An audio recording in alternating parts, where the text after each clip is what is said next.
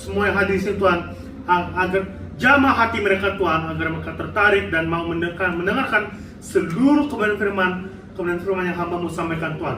Tuhan Yesus, kami berdoa dalam nama Tuhan Yesus, haleluya, amin. Amin. Shalom. Shalom. Mama, Namburu, Mamang Buru dan para udah sini serta Enang Muda dan semua di sini saya terutama saya mengucap syukur, puji Tuhan secara pribadi tak henti-hentinya.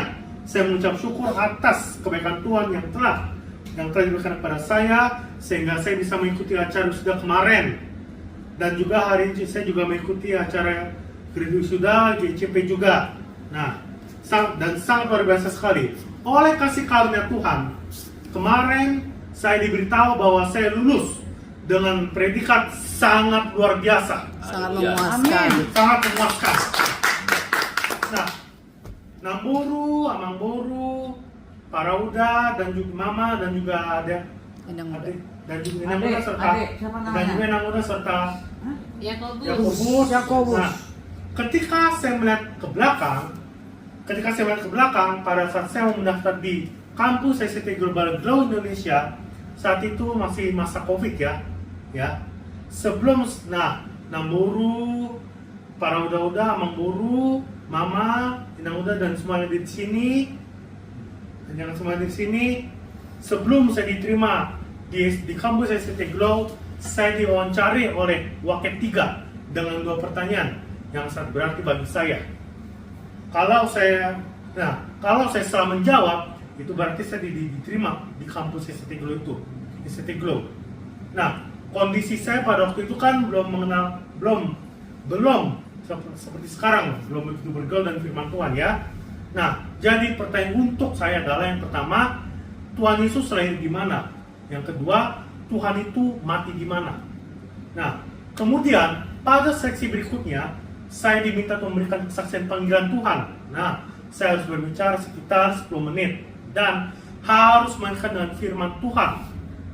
Waktu itu saya mengutip Matius pasal 28 ayat 19 sampai 20 yang berkata, "Karena itu pergilah, jadikanlah semua bangsa muridku dan baptislah mereka dalam nama Bapa dan Anak dan Roh Kudus, dan ajarlah mereka melakukan segala sesuatu yang telah diperintahkan kepadamu.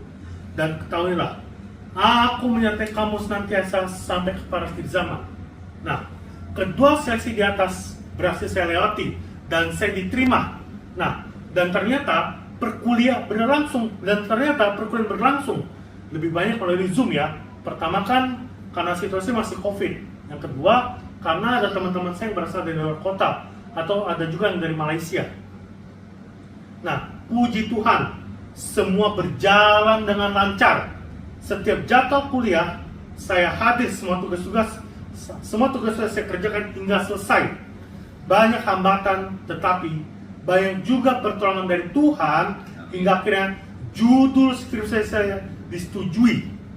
Namburuku, Bapak Uda, dan kita semua yang hadir di sini,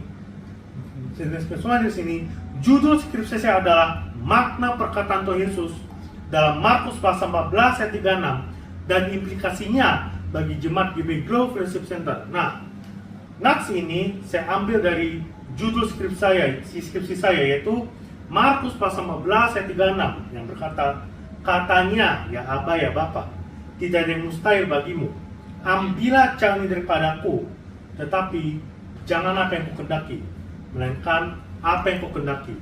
Nah, Markus pasal 14 ayat 36 ini mengenai doa Tuhan Yesus di Taman Getsemani. Nah, jadi Namburu, Bapak Uda, Mama, dan semua yang hadir di sini, dan juga Mang Guru dan semua di sini.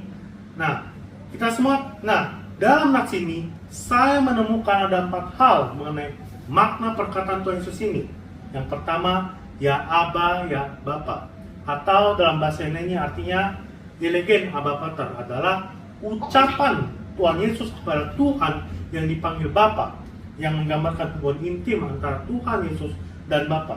Nah, intim di sini adalah akrab dengan Tuhan Yesus dan Bapa. Yang kedua, tidak ada yang mustahil bagimu, atau dalam bahasa ini adalah panta dinatas soy, adalah pengakuan Tuhan Yesus bahwa Tuhan berkuasa dan berdaulat dan mampu melakukan apa saja. Yang ketiga, ambillah cawan ini daripadaku, atau dalam bahasa Yunani-nya parenenke topoterion toto apemo, adalah Tuhan Yesus memohon agar Tuhan mengambil cawan daripadanya. Dalam konteks nas ini, cawan adalah penderitaan. Jadi Tuhan Yesus meminta agar Tuhan mengambil penderitaannya, karena Yesus tahu dia akan disalibkan. Yang keempat, tetapi janganlah apa yang kukendaki, melainkan apa yang kukendaki. Dalam bahasa ini kan di sini ego telo alatisai. Di sini kita memaknai bahwa Tuhan Yesus menutup doanya dan berserah penuh kepada kehendak Tuhan.